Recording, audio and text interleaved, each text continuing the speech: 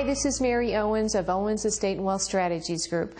Welcome to our late spring 2012 economic update. Now we're going to start out this seminar this time on our favorite area, job creation and unemployment in the United States. We have some news here that does vary. The U.S. continuing jobs claims are still stubbornly staying high.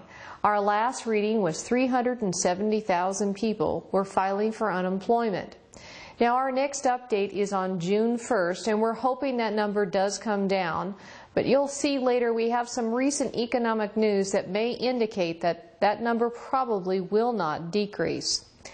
Now, as we well know, the unemployment number, known as U3, it has been coming down, and coming down quite a bit. Currently, it's at 8.1%. But as we well know, that number, U3, only counts people who currently qualify for unemployment. It is not a broad measure of the true unemployment in the United States. So we are paying more attention these days to U6. U6 actually counts people who are no longer on unemployment but are still looking actively for a job. Since we are not able to track these people accurately in the economy, U6 is gathered by a methodology of a survey. So we have members of the government call households by regions in the United States and ask questions. How many people in your home are unemployed? How many people in your home are still actively looking for work? Now, these questions, depending upon how they're delivered, can result in different answers, even though the circumstances may be similar. So if we have someone who is a very discouraged worker, and they'd really like to go back to work, but they answer the question, are you looking for employment still? And they say no. They're not captured in U6 either. So U6 really is an indication of those still out there, may be discouraged, but they're still actively looking for work. Right now that number has come down. It is at 14.6% right now. We do believe, however, based on job creation in the United States versus the number of jobs that have been lost in the U.S. since the Great Recession started, that it is still understating by a substantial margin the number of people that are unemployed. Right now we still believe the active unemployment rate in the United States is more like 18%. So where we do see in the last couple months some job creations that were encouraging, it is still a substandard job creation in order for us to climb out of this recession. Now, the areas that we also like to focus on is where are we in relation to other post-World War recessions. This is a good measure to give you an idea. Is this really a bad recession, as we well know and feel, and how are we comparing? So I'd like you to focus your eyes for a moment on a slide. It's a little complex. It has a lot of lines on it, but I want you to look at the very deep red line on the bottom. This line is the current employment recession under this current recession. All the lines above are the various recessions and job losses percentages in all post-World War II recessions. So we've got 1948, 53, 57, 60, and on all the different times that we lost jobs. Now you'll see as the red line goes down, that is the job loss percentage that we had in the United States. If you look across the bottom, and they're kind of small numbers, it's an indication of the number of months that the start of the recession from the top of employment to the bottom. So right now we are in month 44. And we still have a total job loss in the United States of over 5% of the total jobs. This is still the greatest job loss and lack of recovery we've ever had in the United States since World War II. Now, what we'd like to do is move on to some of the areas in the United States versus European unemployment. Now, these numbers that I'm showing here are U3 unemployment adjusted to the U.S. methodology of calculating it.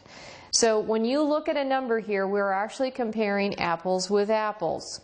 Now, the first one I want you to look at here is the United States. As you can see, we had unemployment well over 10% to start and have now come down substantially. But the concern we're seeing now is in Europe. We are seeing increasing unemployment once again.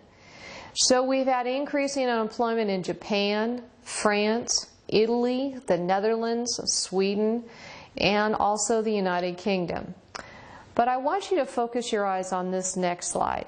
The ones that we are most concerned about still come back around to the three we've been talking about now for more than a year. It's Portugal, Spain, and Greece. In these areas, we're not only seeing increasing unemployment, we are seeing staggering numbers that we have not seen since the Great Depression in the 1930s. At this point in time right now, Spain has unemployment in excess of 24%. However, their youth unemployment is exceeding 50%. And when we get into the United Kingdom, youth unemployment now is exceeding over 40%. So when we talk about a recovery in the United States, my gravest concern right now is if we had the economic stimulus and the right policies to get us out of this Great Recession, could we actually double dip because of the problems going on in Europe? We don't know the answer to that yet, but we say it is possible. So we are certainly cautious in the situations as far as saying, are we going to double dip in the United States? Are we going to climb out of this? I still think it's unlikely we will double dip, but there is a slowing going on in the economy in the last 6 weeks.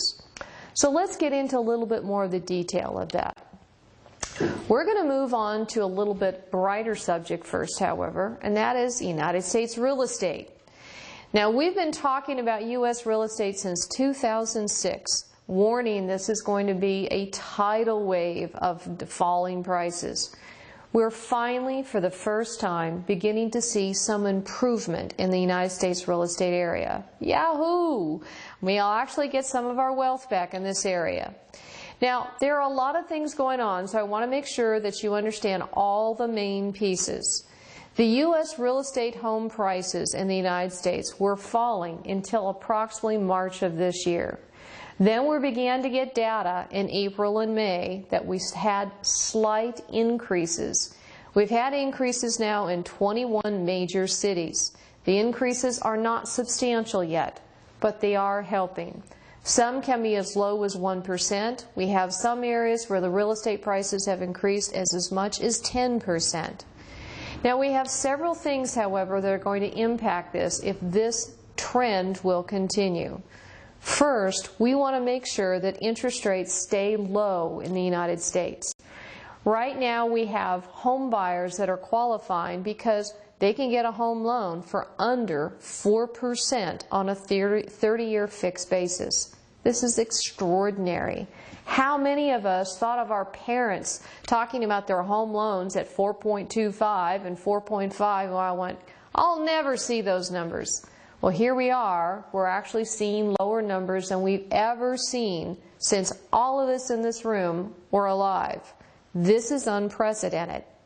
Now, it is allowing hundreds of thousands of more people to qualify to buy a home. And they have been doing just that. In the U.S., the vast portion of the home buying is occurring in the lower 20% of the market prices.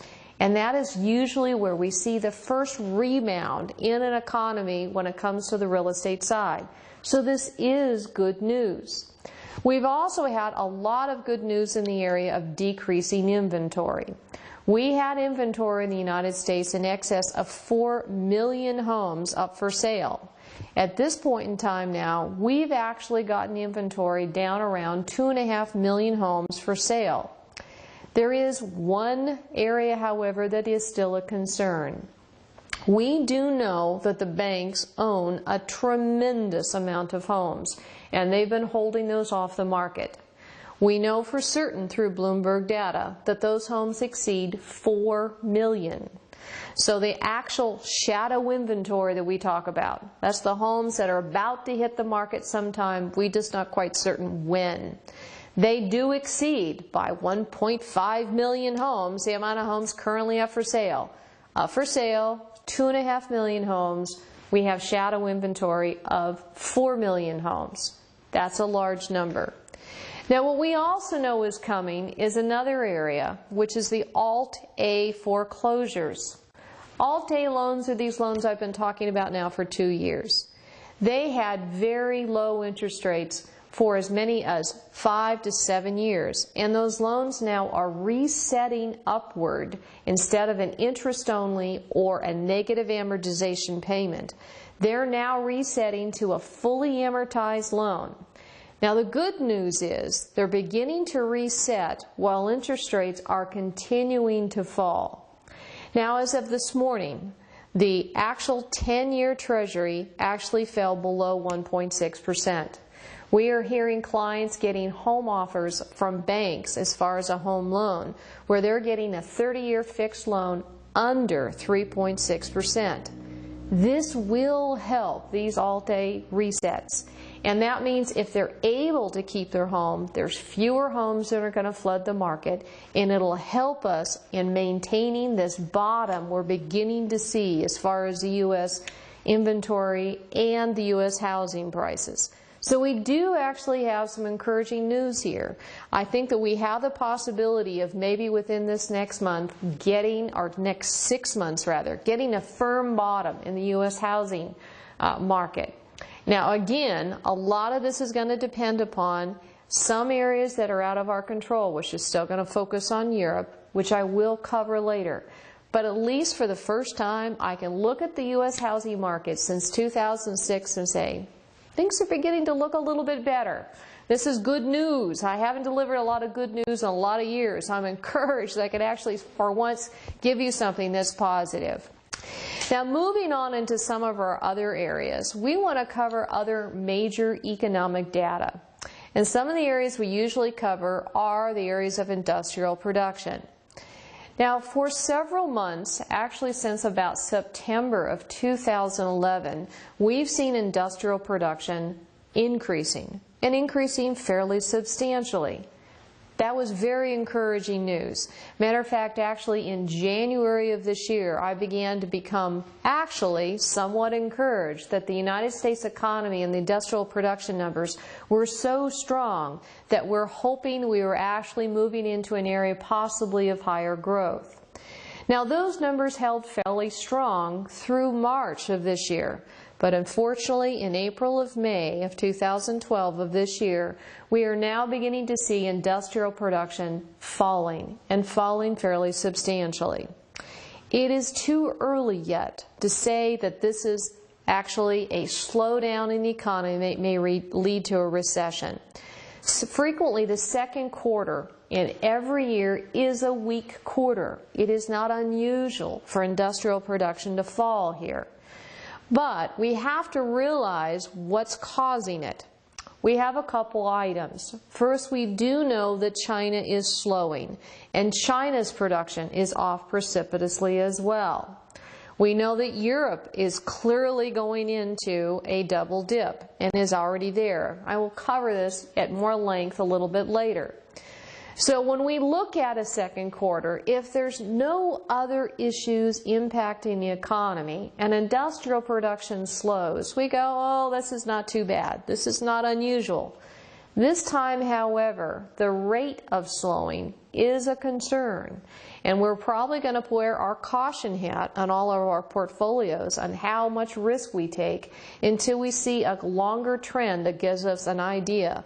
Are we slowing down precipitously? I don't think U.S. will do a double dip. We could go to an annual growth rate as low as 1.6, possibly 1.5. I was hoping this year that we might hit as much as 2%. Doesn't look like we're going to hit that at this point. But the fourth quarter of every year is actually the one where the largest impact in GDP may come in. So it's still a bit too early to say, yes, we're actually slowing to a point that is of a concern. But I want you to be aware, It is not quite as strong as it was 5 months ago. Now let's talk about some other areas that are concerned to everybody here.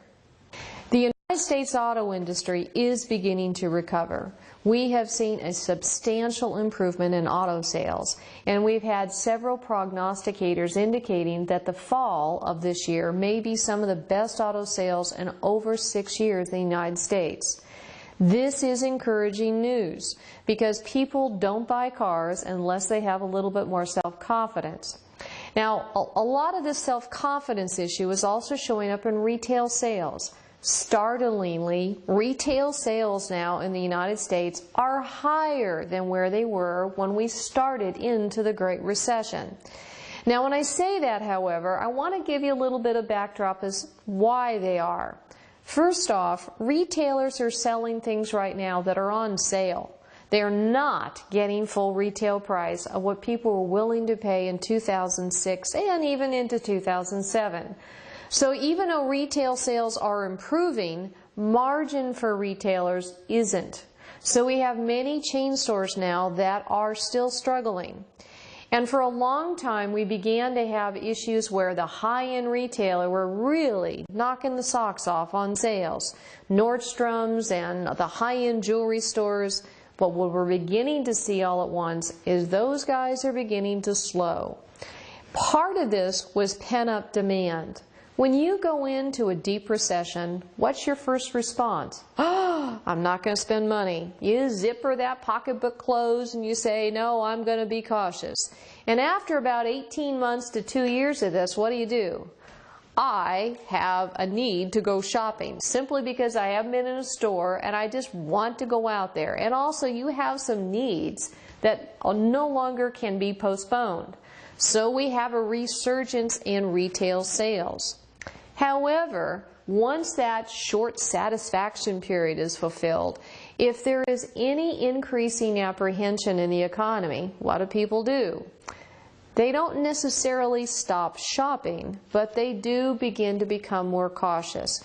And in the last 6 to 8 weeks, we're beginning to see that behavior pop up again. So again, this is summer coming on. Summer's a difficult time for retailers. They don't have as many holidays to sell to. We don't have Mother's Day that you're buying things.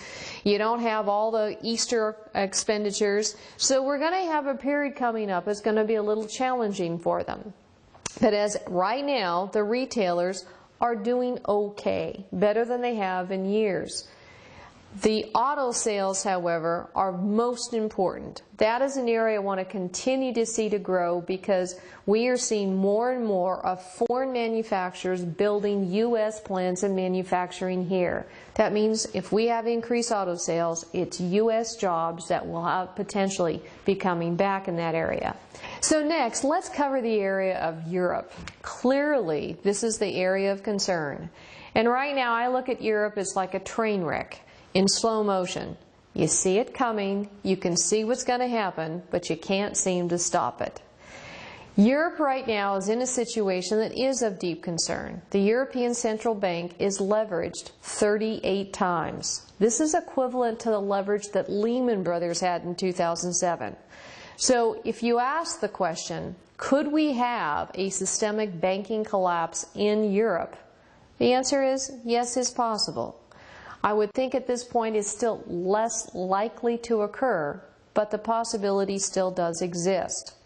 Now, to give you an idea what the European banks are doing, they have subsidized their banks to the tune of 1 trillion euros since the austerity plan has started. So it's not as if they're not throwing money at the problem and trying to shore up the banks. But we have reached a position, however, that shoring up the banks is having less impact. And let's talk about that a little bit of why. When you have a government that is overextended and they go out and sell bonds and then use the money to shore up the banks and then say, hey, we're going to guarantee our banks.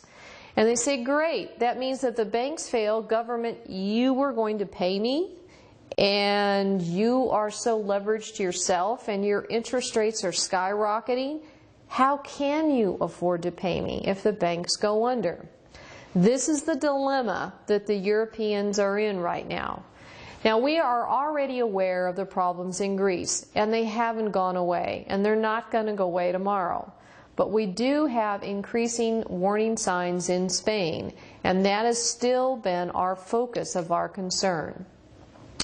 So let's talk about the euro area and how that might impact Spain. Right now, we have 12 euro members that are now back in recession. That is of deep concern. The European unemployment rate is rising, and it currently stands on a U3 basis at 10.9%. That's 2.7% higher than the United States at this point. Is there unemployment actually higher than that? Yes, again, that is a U3 type measurement, not a U6. We have right now in the European zone 17,365,000 people that are unemployed. The youth unemployment across the euro area is especially hard hit. Now, when we talk about this, Spain is one of the worst. They have 25% of their workforce that is unemployed. Youth unemployment now exceeds 50%. So when we talked about Spain in the past and my concern about civil unrest, that still exists, and actually that concern in the back of my mind is growing. If you want to get a country back on track, civil unrest can do a lot to derail any plan. So we have right now a high level of youth unemployment, and the banks right now are seriously in concern, and we have had rumors that there have been withdrawals coming out of the Spanish banks at rates that are hinting of a potential bank run. Now, the European Union is determined this will not happen. They do have a substantial war chest to back up these banks, but my concern is if Euro members as a group start to substantially slow themselves, this is an area where how much more money, if it becomes a larger problem, can the European members come up to assist Spain in systemic risk? This is the area that I think is the biggest threat actually to the United States economy. I think it's unlikely at this point it'll occur, but I simply will not take it off the table as an option. Now, we have a lot of political situations right now that are actually adding to the unrest. Several months ago at my seminar in January of this year, I indicated that Nicolas Sarkozy said when he lost the AAA rating, credit rating for France, that his re-election options were toast and dark toast. He realized then he probably wasn't going to get reelected, and he did not. In his place, Francois Hollande was elected. He is the leading socialist in France. He is promoting a completely different type of program for France. First, he does believe in higher taxes. He is talking about a tax rate in France on the upper income of 76%. And prior to the election, we did see a lot of people who were very nervous about this, and they were actually shipping some of their personal possessions out of France into the United Kingdom. The Eurozone does allow people to move within its area and escape some of the country taxes if they move out of the country.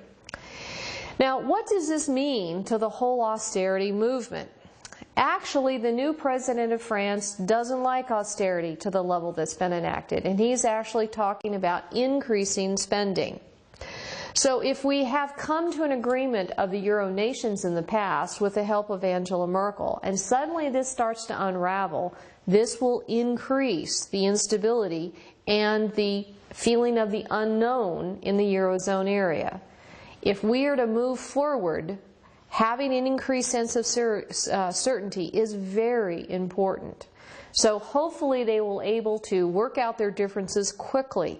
But the European Union isn't known for doing that. So this is another alert light that's going up. We also have a situation that has developed since the last update in Greece. We did have a new election, and a new coalition party was elected that did not get anything close to a majority vote. They got around 16.5%. The next party close to them got something slightly smaller than that. Now, when you have a Greek election and you don't have a majority, their rules say you have to create a coalition government. And you have to agree on who's going to be in what position and actually have the parties come together. Greece was unable to accomplish that goal. So they are going back for a new snap election in the middle of June. Now the concern here is in the last election, the next party down that got the next level of votes was the neo-Nazi party called Golden Dawn. They received 7%. We would hope that Greece realizes that if they have more parties being created that are extremists, that can't come to the table and figure out what the solution needs to be for their country to go forward, we really don't see the aspect of all the bailouts working. We're going to be facing, by the end of this summer, a very strong push on Greece to either decide, are you with us or are you not? Greece is going to have to make that very difficult decision. Are we going to stay within the Eurozone and on the Euro, or are we going to withdraw and go back to our own currency? Now, if Greece does decide to withdraw, this will have a large downward pressure on both Italian and Spanish banks. All European banks are going to be impacted negatively to some degree, but the Spanish and Italian banks in particular. So this is an area we're going to be watching very, very carefully this summer, and we will be giving you updates in Mary's Minutes if something critical starts to pop up. But again, I was trying to say this is really the main threat to the U.S. economy coming up. The U.S. economy is growing. It is still on an upward trend, a slow trend, but it is not at this point going back into recession. The greatest threat still is the European and particularly the Spanish area. Now, we do have a few other things that we'd like to just put in your back of your mind as food for thought as things come up. Angela Merkel has been an extraordinarily strong leader in Germany. However, she has now a lot of people that are opposing her. They don't agree with the bailouts of Greece, nor the bailouts of so many of the European banks. And they also don't believe that austerity is going to work. She has a challenger coming up, Sigmar Gabriel. He is head of the opposition party for Social Democrats. We have seen now in Europe one national leader after another be voted out. Angela Merkel has that potential coming up. If she, in fact, is voted out, the plans that were put in place for austerity really will have no dominant leader that's still in place that actually voted on that plan. That does mean we have the potential that Europe could regather and rethink their entire approach of how they're going to deal with this banking and debt crisis. These are the areas of uncertainty that are actually affecting the United States economy more than actually the United States' actual performance is affecting the United States economy. It's the level of uncertainty. Now at this point, we are going to take actually a continued cautious stand in all our portfolio management through the fall. It's the logical thing to do until we see some stabilization. We are all aware in the United States that our capital crisis that started in 2008 was caused by excessive real estate bubbles and excessive leverage bubbles. That's essentially what we have right now in Europe. They created bubbles in housing and other asset classes that were actually in some cases far greater than our own. The government responded in many cases because of the bubbles and the rising inflation caused by it, responded by raising pensions and other social welfare benefits without creating current funding for those benefits. They borrowed instead. Now, this situation that Europe went through is one that actually the United States is currently experiencing themselves. Are we the next one? That's going to be the question we're going to be looking at very carefully in our economic update in October of 2012. We're going to be looking at the United States debt situation and budget and discuss with you what is the way forward for the United States. I do not want people thinking the United States has to go the way of Europe. We don't.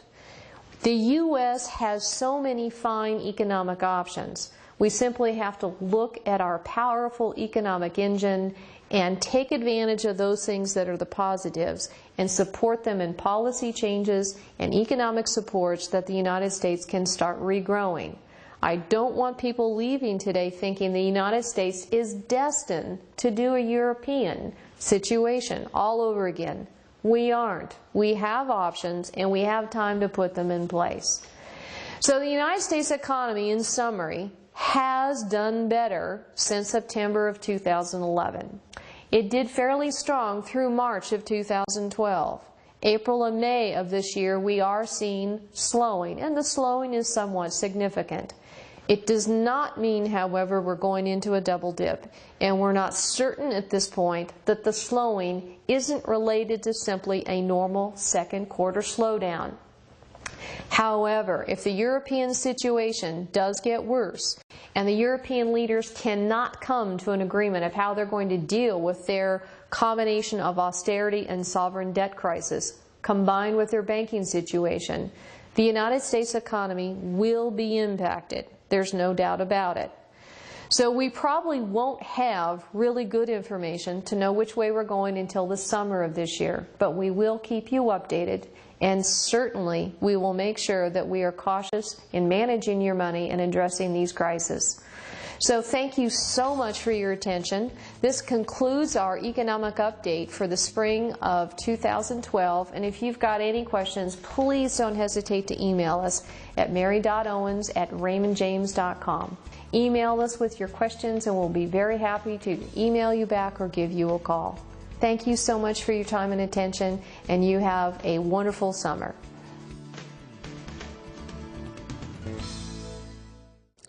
There is an epidemic in this country. Over 1/3 of all Americans are clinically obese. According to the Centers for Disease Control and Prevention, the annual health care costs associated with obesity in this country now exceed $150 billion a year. There is a crisis, and it is avoidable. Hi, this is Mary Owens of Owens Estate and Wealth Strategies Group. Welcome to our Spring 2012 Guest Speaker Series. This time we will be discussing the coming avoidable healthcare crisis. It's important that you need to know what to do to escape being a statistic and having your financial affairs destroyed by ill health. We'd like to bring to your attention a little-known fact. The vast majority of wealth destruction occurs in the last 5 years of your life when you're going through your savings that you intended to pass on to your children in order to be able to pay for all the services for improper diet or improper health that developed over a period of decades, not just years. I want to invite you now to watch a conversation I recently had with Dr. Jamie McManus. She is Chairman of Medical Affairs, Health Sciences, and Education at the Shaklee Corporation. She is a well-versed speaker and a well-known speaker worldwide in the area of nutrition, supplements, and what you need to do to maintain your health on a decade-by-decade basis. Hi, welcome to our next series. It's going to be about one of the most important commodities you'll ever have, your health. We spend years prior to retirement planning for your precious days that you'll be able to spend more time with your family, enjoy travel, and simply enjoy a slower pace in life. But frequently, the most overlooked item is the most important, your health. So Dr. Jamie McManus today is going to join us and tell us about what are the things that we need to take care of to make sure that we be able to enjoy those years we have so longingly waited for. She is Chairman of Medical Affairs, Director of Health Sciences and Education for Shaklee Corporation. Dr. Jamie, welcome, and thank you so much for joining us. Thank you, Mary. It's really great to be with you here today to talk about such an important topic. Certainly, and I want to get there someday, and I want to be healthy when I'm there. Indeed. So, over the last several decades, the United States longevity has been increasing. Generally, our health has been improving, but lately we're seeing trends that are changing. It's really true. What is happening? What are we doing to our diet and our health care that is affecting us negatively? Exactly. Well, it's really our diet and our lifestyle. And it's interesting to start out talking about longevity because it really does set the stage for what has happened. You know, in the first part of the 20th century, we had a lot of medical advances that greatly expanded our life expectancy from 50 years in the year 1900. By the year 2000, that's up to almost in the 80s. So most of that advance came as a result of medical advances. But now we've kind of plateaued. We're not extending the life expectancy very much at all at this point. In fact, the American Academy of Pediatrics, so not talking about retirement, but talking about your grandchildren, potentially, the American Academy of Pediatrics issued a statement here just recently that said if the healthcare trends that we're seeing in children today don't change, the coming generation that are children today will be the first generation in the human existence on the planet that have a shorter life expectancy than their parents. We have continued with each generation to have a higher and higher, or a longer and longer life expectancy. We're now seeing those trends actually start to reverse. They've been plateauing for probably the last 15 or 20 years, and now they're starting to reverse. Even with the extraordinary amounts we're spending on medical care, which Yes. right now is about 17% of gross domestic product. Correct, which is massively higher than other countries. Significantly. The next one down is about 10.5%, and the average is around 7.5%. I'll trust you. I'm sure you're right on those statistics. One of the other things that startled me when I'm trying to prepare for this interview, I was very surprised to see the United States doesn't have the longest lifespan on the planet. That's correct. That's We're number correct. 32. That's correct. And many countries that you wouldn't consider to be highly developed countries have longer life expectancies. And, in part, people have really been looking at this for the last 15 or 20 years. It's a great, now that we've kind of gotten to people living on average into their 80s, what do we do to live healthier? Because clearly, getting to retirement and then being disabled or not well and not being able to enjoy your life is people's worst nightmare. It's the quality. It's the quality of life. It's not the quantity. It's the quality. Exactly correct. So we really are looking at where are good lessons of longevity, and there's many places, including Okinawa is probably one of the most interesting places. The Okinawans have a significantly longer life expectancy. Small island in Japan.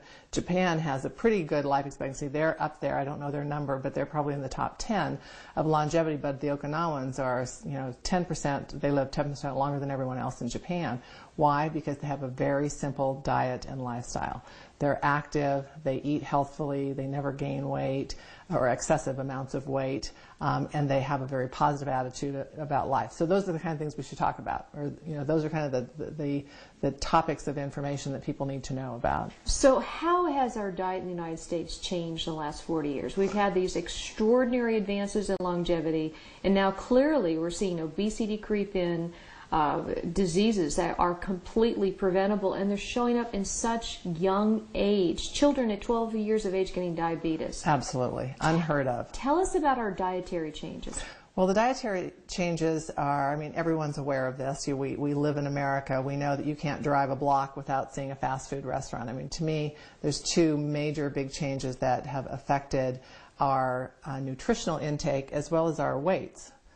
Because the obesity epidemic is, as big an issue and certainly part and parcel of our nutrition and how we eat. So with fast food, that's because we now, live such fast-paced lives. People are on the go. They're eating away from home. And in fact, at least 50% of our meals are now eaten away from home. And of the 50% we eat at home, oftentimes it's takeout foods that we bring home. So we eat a lot of processed foods that are high in calories and very low in nutritional value.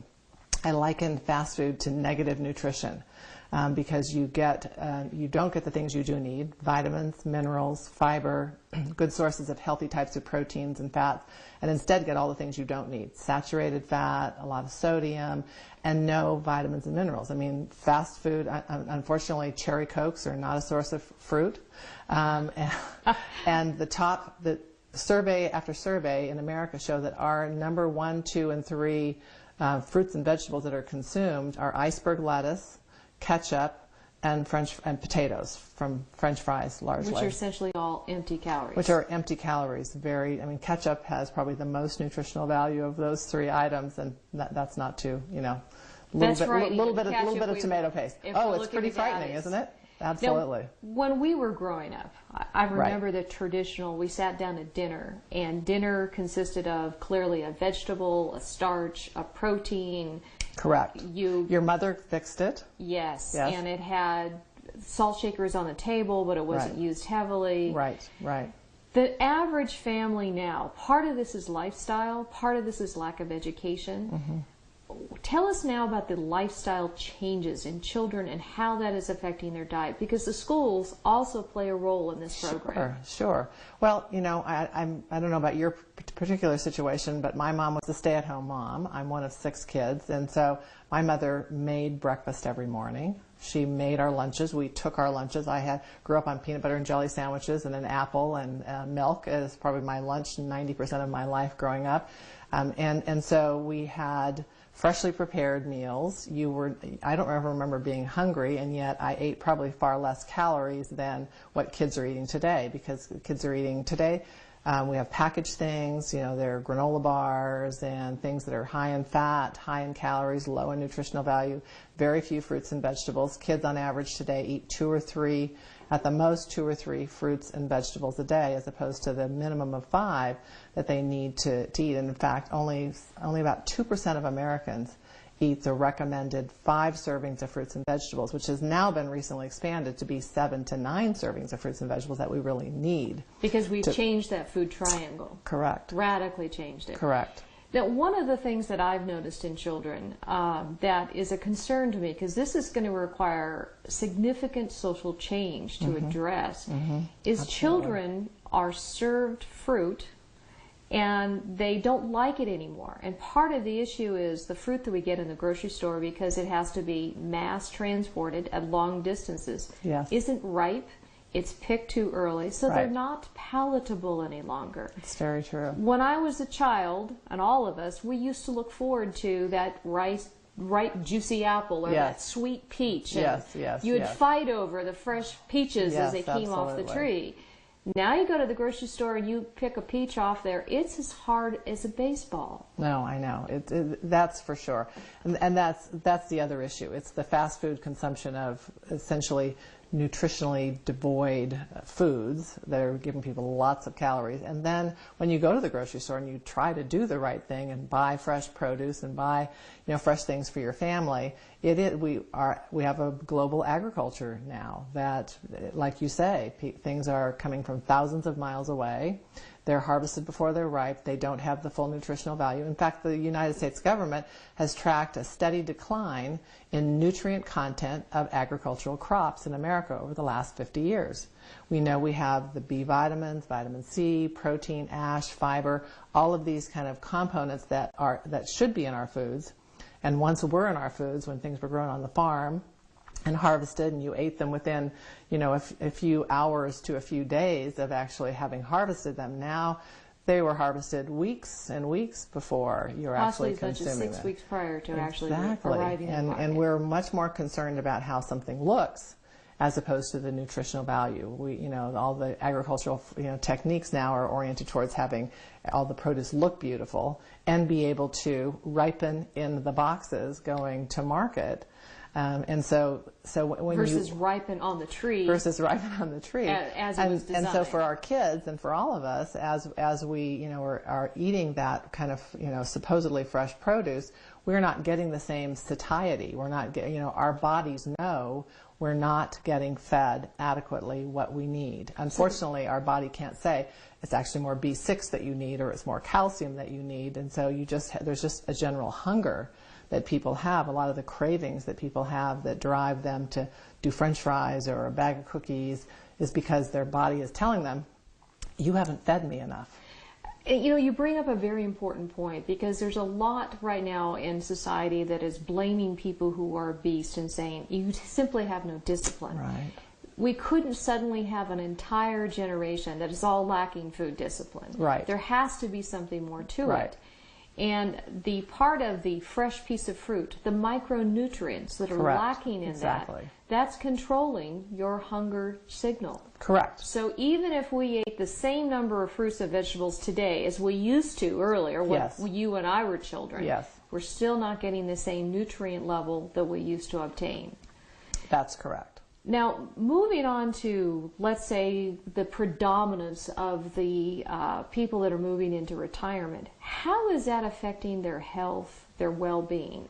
Because a senior is going to react differently to a lack of nutrition than a young child. Sure, So let's start with sure. the senior generation. Sure.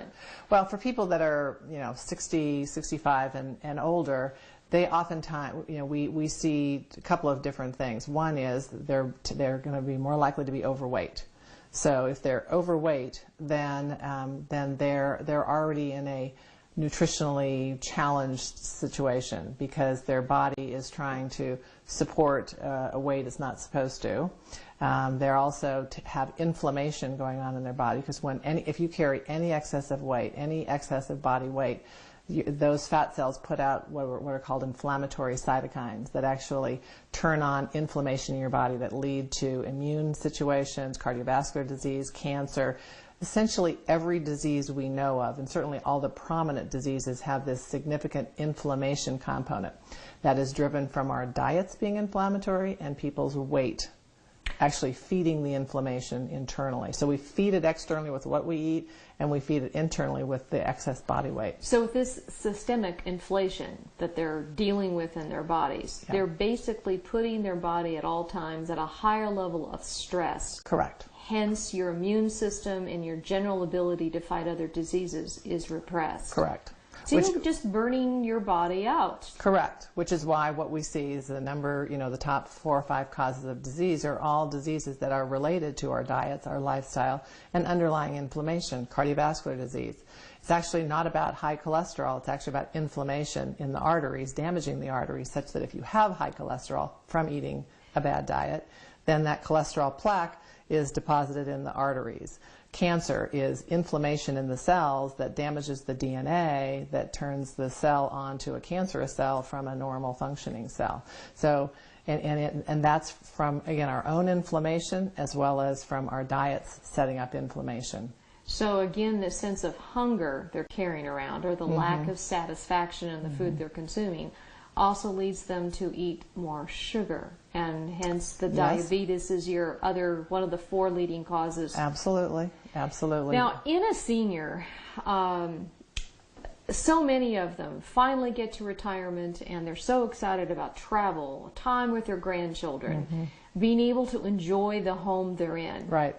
I have a half acre, I want to work in my yard, and now they're being faced with issues that they weren't anticipating. That's saying, I can't do this any longer and I don't understand why. Watching their own parent at the same age actually able to do more physically than they are. Right.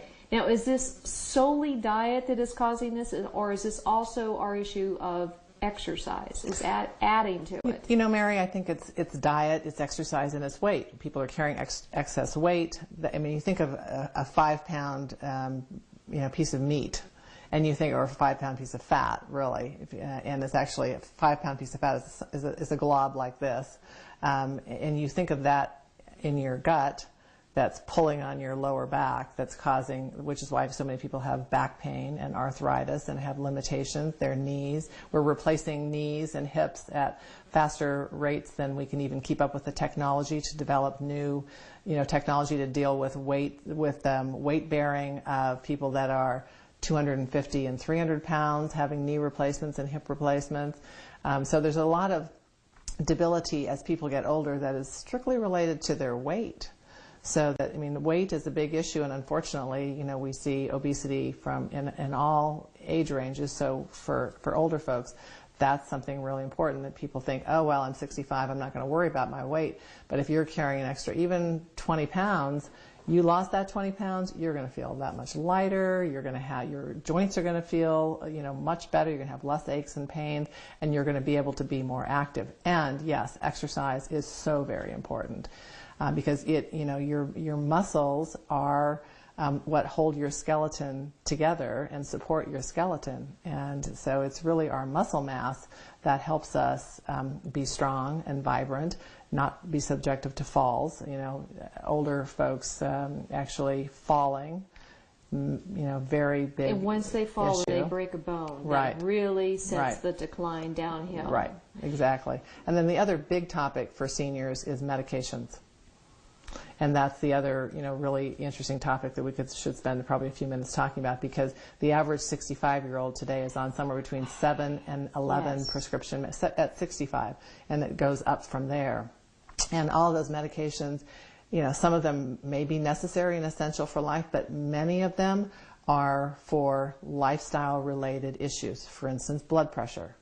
If people lost weight, increased their activity, drop their sodium intake in their diet, they may be able to control their blood pressure by virtue of their diet. Diabetes. When I first became a physician in 1982 was my first year in medical practice, and I didn't have a patient with type 2 diabetes who was under the age of 45. And you already have mentioned that we now diagnose type 2 diabetes in 10, 11, and 12-year-olds. I mean, we didn't change our genetics in the past, 30, 40 years, such that we now have some increased susceptibility to diabetes. No, we've changed our diets, our lifestyles, and our weight, and we're seeing the effects of that at younger and younger ages. I mean, I think that our diet plays a huge role, a massive role. I mean, it's activity and other things in our lifestyle, but the biggest thing that has changed is our diet. Well, I'm seeing impacts in this area that are other than direct impacts on health, clearly the quality of life. But one of the things that we're finding is a huge challenging area is we are helping people plan for retirement now. A larger and larger percentage of their outgo is related to health care and payment of drugs. Yes. And we track those numbers. We gather them so we have a good understanding of where they're moving. But there is this radical difference that we're seeing, and the emergence of that difference is growing. And it is clearly related when you look at your client, who is the one who took care of themselves. Correct. Who is the proper weight. Right. Who is exercising. And you see their outgo and what they're spending on medical care. Right. It frequently is 5% of those who have not taken that step to learn the nutritional elements that are affecting their health. Exactly. Now, one of the concerns I have, obviously, and I'd like you to speak to this, is I look at the ballooning federal deficit, and we talk about Medicare and the extraordinary costs that are coming. It appears that possibly 70% of these costs are preventable diseases. Yes. Actually, most of the experts would say 70 to 80% of the major chronic diseases that we spend most of our healthcare dollar on. We spend a vast majority of our healthcare dollar on heart disease and on cancer. That's the number 1 and number 2 cause of death. And actually, cancer therapy is apparently in the next year or two going to exceed the expenditures for heart disease, which is pretty amazing. But here's something that hasn't changed. It actually has not changed as positively with heart disease because of cholesterol management, which is drug related, which has its own set of consequences. But still, we are helping people lower their cholesterol levels by a lot of different reasons, including statin drugs. And so that has our knowledge of that, and people trying to eat a little less saturated fats and those sorts of things has helped stem the tide of the vast increases in cardiovascular disease we saw in the 70s and 80s. Now we have cancer experts, very well-known cancer experts, who really are ringing the alarm bells with cancer, and that cancer is not on the decline at all. Cancer is on the rise. It's on the increase. And we actually now have, just in the past 10 years, we have 20% more Americans who have cancer, who have a cancer diagnosis. So we have more cancer survivors who are having a second and third, round of chemotherapy for their cancers or treatment for their cancers, and or a new diagnosis. Anyone who's had one cancer is at, increased risk of being diagnosed with another cancer just because their immune system clearly is not functioning well. And once harmed, it takes a while to build it back up. And that's correct as well, too. So the experts are saying that heart disease is at least 80% preventable. So we spend billions and billions of dollars on heart disease, and almost 1 million Americans die every year of heart disease. Which is still the number one. Which is the number one cause of death. 80% of those deaths could be prevented. 80% of those costs could be prevented. I mean, just one disease. Cancer, number 2, same thing. American Cancer Society says 60% of cancers could be prevented by diet, lifestyle, and weight management. Not hard, I mean, clearly hard things to do, Mary, but not impossible things to do. Not impossible. Not impossible Generations things to do. in the past were able Correct. to do it. Correct.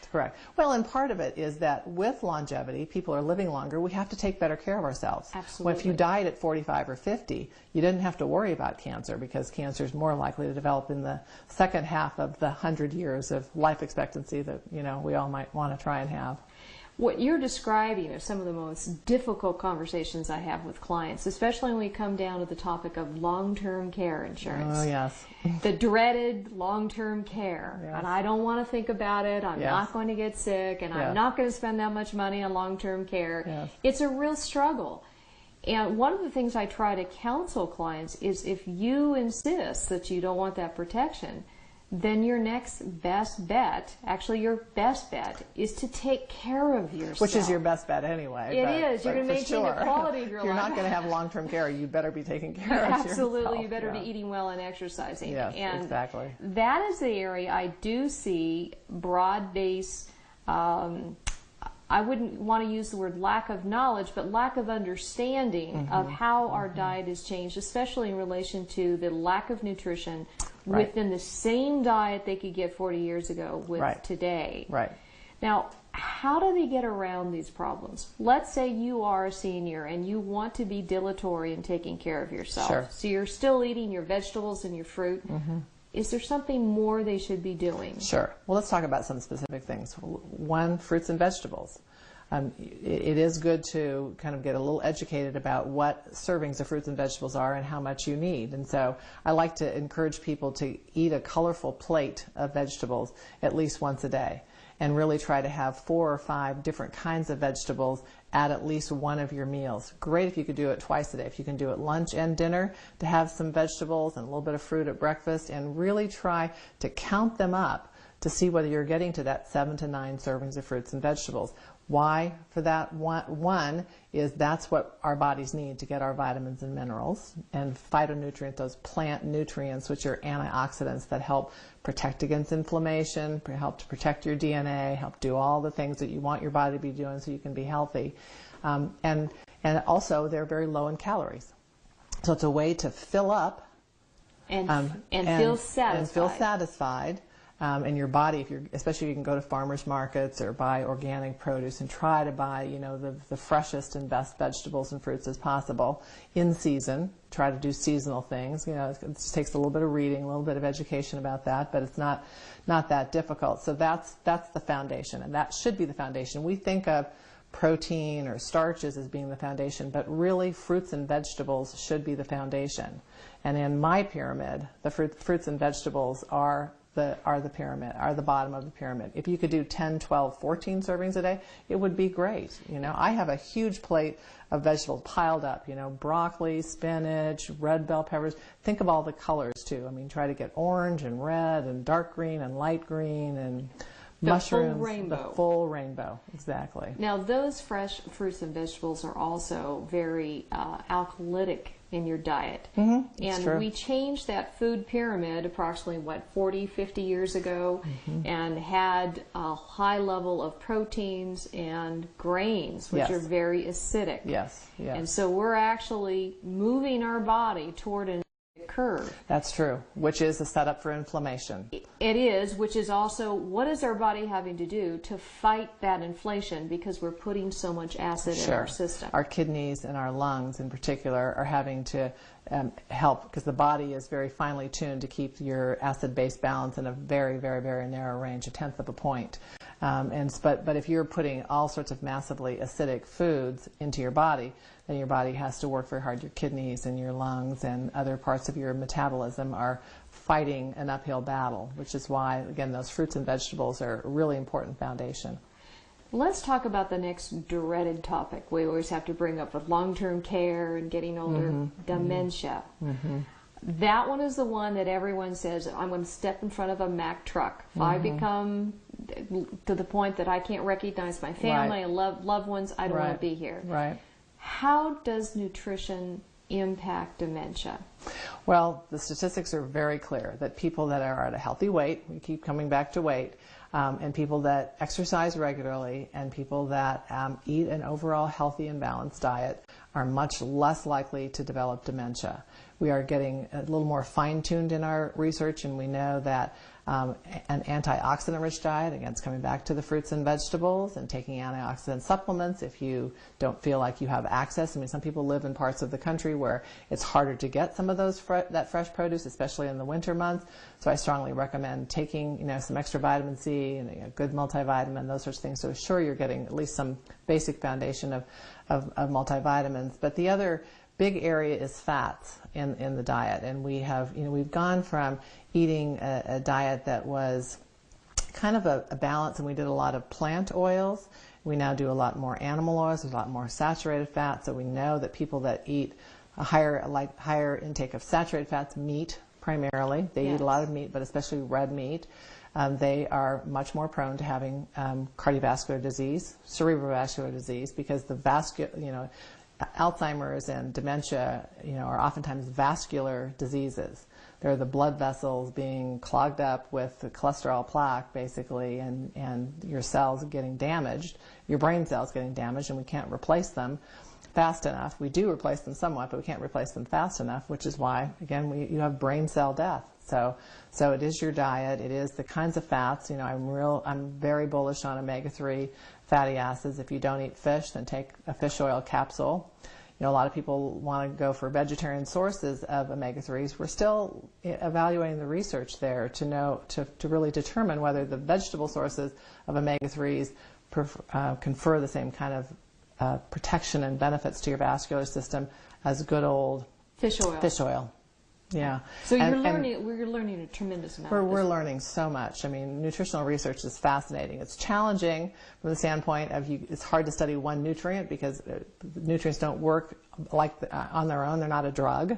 Right. And so you have to study them in the concert, in the setting of the body function and how it functions and how it utilizes it and how those nutrients are used in combination with other nutrients. But yes, we are learning a lot, and you got to kind of put together the clinical trials, the population evidence, and kind of put that all together to determine what's best for people to be doing. So Mary, it's really about eating healthy fats and not being afraid of fats. We tried the low-fat craze in the 80s and 90s. In fact, a lot of heart experts felt that a very low-fat diet was the key to preventing and even reversing cardiovascular disease. And while that has been shown still to be true, the reality is that we need those satiety calories of fat. Fat provides 9 calories per gram, so it's much more dense calories. 2 is those fats are good for us. I mean, there's a lot of healthy fats that we do want to have in our diet. Think vegetable fats, not animal fats. The HDLs, not the LDLs. Right, exactly. The HDL and LDL of fats is exactly that. And in fact, the more vegetable oils you consume, if you cook with olive oil, read labels, look for hydrogenated oils. If there's hydrogenated oils in a product, don't buy that product. So it's fine to have fat in the product, but you want no trans fats, and most labels now are required to say that. So no hydrogenated, no trans fat. Go with vegetable oils. And then with meat, try to stay away from things that are marbled. Try to completely avoid anything that has saturated fats in it. Crispy piece of fat on that steak, I can't eat that? No, please don't. It tastes so good. Maybe just a little bit on occasion, Mary, but not on a general basis, no. So that's why I'm a vegetarian. That's not appealing to me, actually, but it is very appealing to most people, I think. So that's really the goal. And if you don't like fish, we really know that people that consume at least 2 servings of fish a week actually live longer and have lower likelihoods of cardiovascular disease and stroke than people who don't consume fish. So if you don't like fish or you don't have access to fish, take a fish oil supplement. Now these fish oils and these types of fats that are good for us are also very healthy for the brain, are they not? Extremely healthy for the brain. I mean, fats are good for your brain, your skin, your cardiovascular system, your joints, your eyes. We need omega-3s. We know that people that eat diets that are rich in omega-3s, actually, I mean, even when we're talking about kids that consume DHA, or even whose mother consumes DHA during pregnancy, actually do better in school than kids who are not exposed to those DHA, which is one of the components of fish oil, omega-3s. And what about nuts? What about the oils in nuts? Nuts are good too. Almond, walnut, pistachio, pecan, all of them are. The challenge with nuts is that they taste good and they're really high in calories. So, tend to eat too many. If you could count out 10 nuts, that's a serving of nuts. Okay. So as opposed to half of a bag, which is what some people will do. Or a bowl. Yeah. And you also want the ones that are not the... Salted, not salted, dry roasted, exactly. Actually very healthy foods, very dense healthy foods, people just consume too much of them.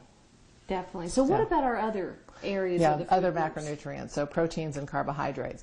Again, it's really the same kind of story from the standpoint of good protein sources and not excessive. I mean, we had the whole high protein, low carbohydrate craze also, which was a big weight management fad really of the 90s and into the 2000s. I would say is received a lot of attention. But with that protein, it really is shifting the metabolic balance, not a particularly healthy thing because it's really encouraging a lot of animal proteins, which are high in animal fats. And stressing the body in the process. Well, we've talked about the acidity of our foods in general, and meat is part of that acidic food content. So from that standpoint, really, I like to encourage people to try vegetarian meals. You don't have to become a vegetarian. Just eat beans and rice and vegetables and low-fat or non-fat dairy. These are all wonderful protein sources that are lower in fat, much higher in protein quality, very good in protein quality, as long as you're eating good combinations of different types of protein. So minimize your meat intake to no more than one meal a day. Try to do chicken breast, turkey breast, things that are pure protein with lower fat content, and try vegetarian. Now, what about carbohydrates? We've gone through this low-carb phase, don't eat carbs. Still in that low-carb phase here, I think. Yes, we are. Yeah. People are very afraid of sugar. We've become label readers in the world today to a certain extent, but not necessarily well-informed, educated readers. And I get questions all the time. Oh my gosh, this has 10 grams of sugar. This is a bad thing. Well, 10 grams of sugar is approximately 40 calories. It's like a half of a very small apple putting it in context of that. So again, it's a balance. You want to have more fruits and vegetables as your sources of your carbohydrates. You want to try and stay away from processed carbohydrates. So crackers, breads, the white flour, white sugar sorts of things. If you can go to with carbohydrates, think of fruits and vegetables and dark grains. Whole grain cereal, whole grain bread, not the Wonder Bread with a little coloring in it that makes it look like wheat. Exactly. Dense types of carbohydrates. Those are very low glycemic. I mean, I think helping people understand the glycemic index, which is basically things that are low glycemic are things that don't raise your blood sugar. They go into your blood system very slowly. Very slowly. They're metabolized slowly, so they don't raise your blood sugar, which means that you don't get an insulin response stimulated, because that insulin response tells your body to store fat and also drops your blood sugar so you feel hungry. Great. So you eat more and you're storing fat. It's a bad combination. So carbohydrates are not bad. My big thing is don't be afraid of them. Eat the right kinds. Mainly fruits and vegetables, more vegetables than fruits, just because vegetables are they're the low-calorie wonder of the world. You basically can't eat too many vegetables. You cannot overeat vegetables. That's the one. Maybe corn.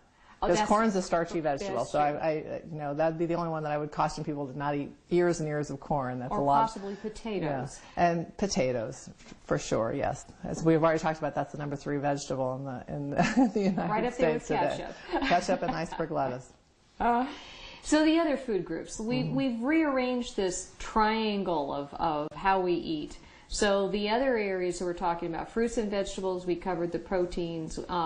What about the other areas that are not on that triangle? Yeah. The micronutrients. Sure.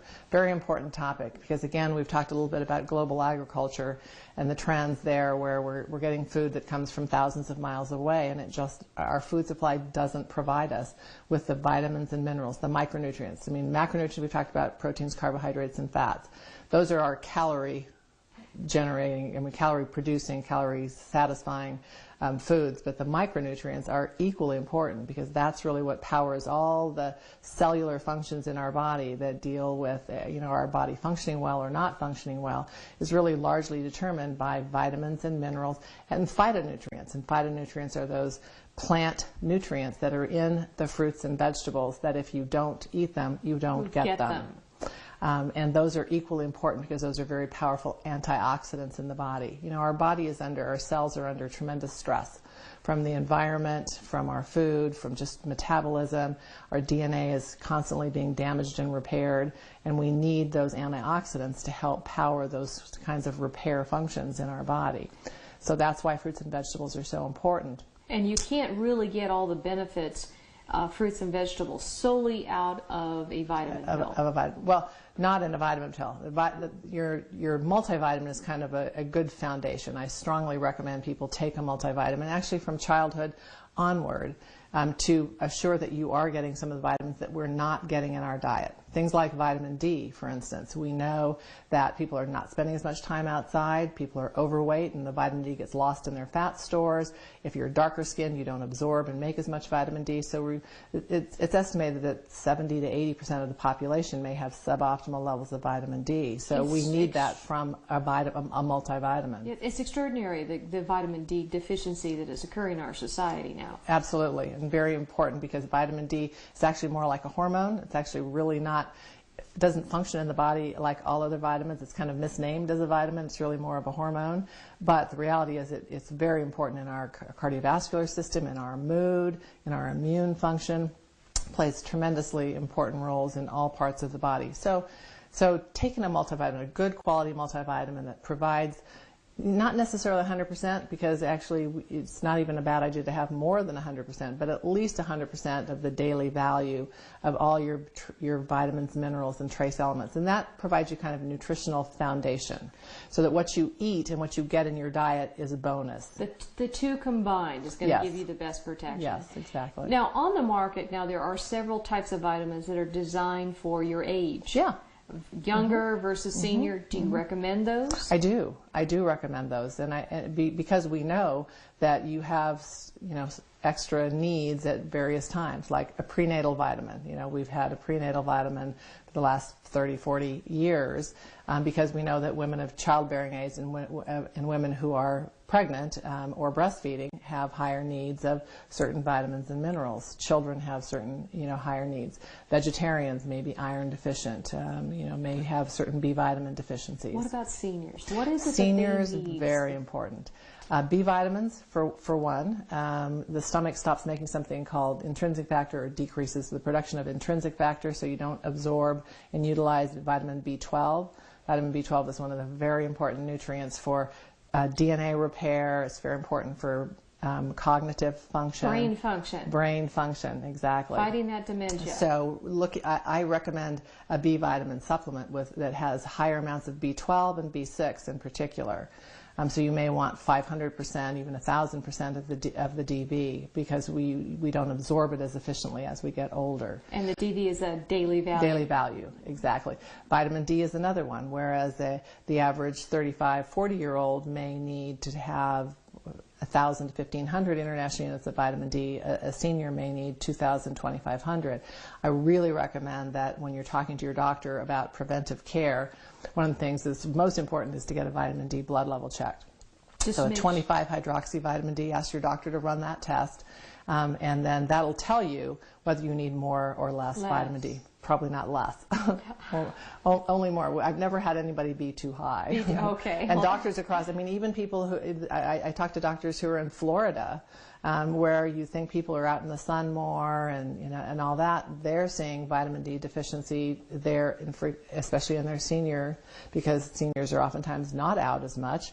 We're lathering on sunscreen. Which is actually regressing the ability to absorb the vitamin D. Correct. And to make the vitamin D. To make the vitamin D. Exactly. Right. Yeah. Now, the next area of concern that I'm seeing emerging as far as people's financial wellness and the impacts of poor nutrition is in the area of the younger generation.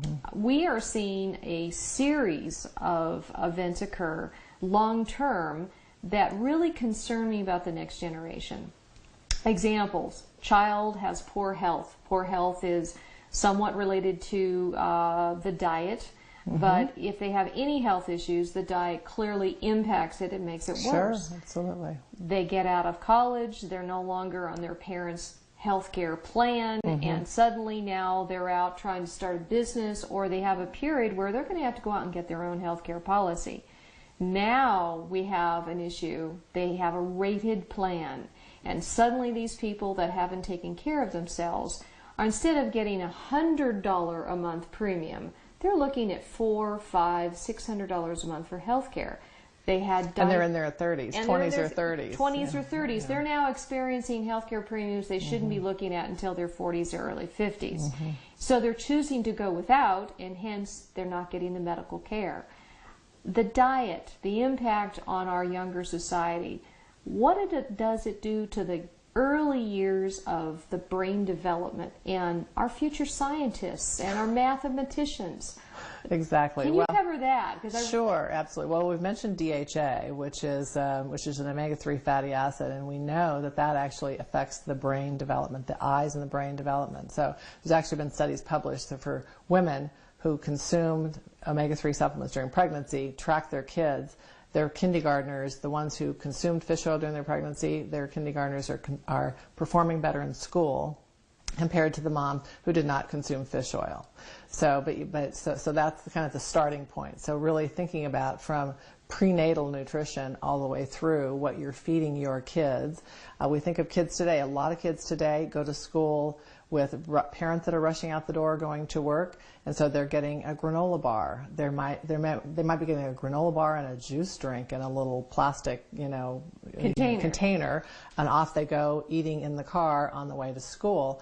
They get to school with no protein, so their blood sugar is up and down and all over the place. Can't focus. Without vitamins and minerals, there's essentially no nutrition in a granola bar, and most granola bars or juice drinks, so that they've got calories that'll last them for an hour or two, but no nutrition. And so the omega-3s, vitamins and minerals that help kids be focused, as well as just an even blood sugar from having adequate protein intake, affects their behavior, affects their concentration, their focus, and their learning ability. It's very well understood. It's a very very clear path. And then they go to lunch, and what's in the lunchroom today in most schools? Fast food. I mean, so many school districts, and I know there's a lot of moms and dads that are out there, working with the school district trying to change those trends.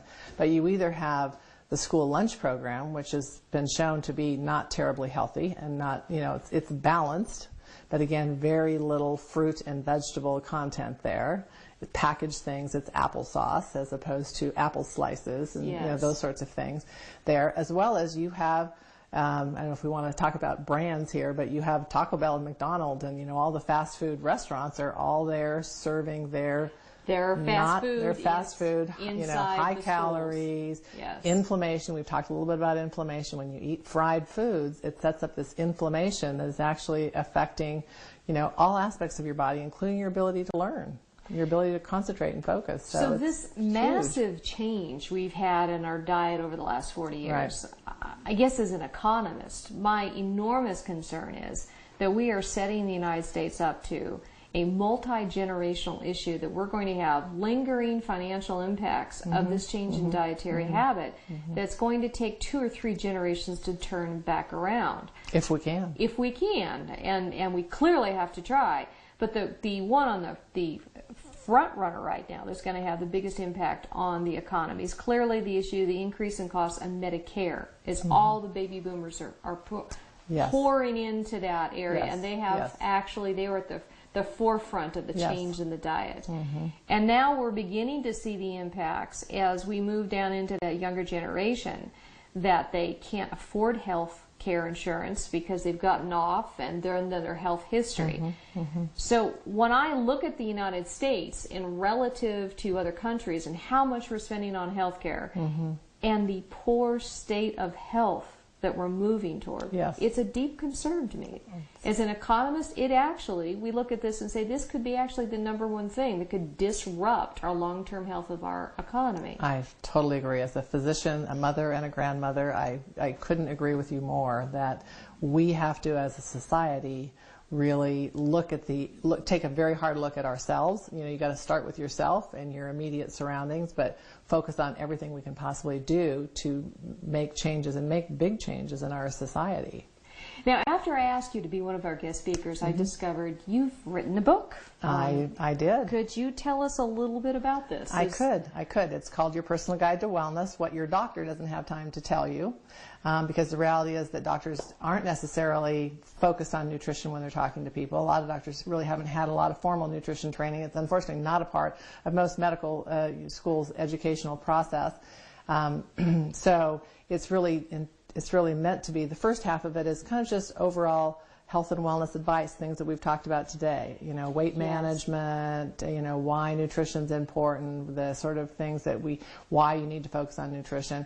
And then the second half of it takes some of the more challenging kind of chronic condition things like fibromyalgia, autoimmune conditions, hormonal issues, diabetes, and really each chapter talks about why you have this condition, what's going on with your body, and then what you can do about it. What you can do about it, other than it's not meant to replace medical care. It's meant to educate people and give them care that they're not getting in the doctor's office about nutrition, supplement, exercise, other things like maybe acupuncture, massage, yoga, other things that they could be doing for their specific condition that has been shown to be helpful. So basically it's arming them with information to avoid being a statistic. That's what I'm all about, that's really why I focus on prevention rather than, typical, being in practice and diagnose and treating, which is good. We've got to have lots of doctors doing that, but we also have to have some doctors out here that are really empowering people with knowledge and information so they can take control of their own health. Well, Dr. Jamie, thank you so much for joining us today. We appreciate your knowledge and all the information you've departed to us. Make us healthy, get us a better quality of life, and #1, protect that pocketbook for retirement. Exactly. Quality of life so we can enjoy ourselves. So thank you so much for joining us, and we'll see you again in a couple months.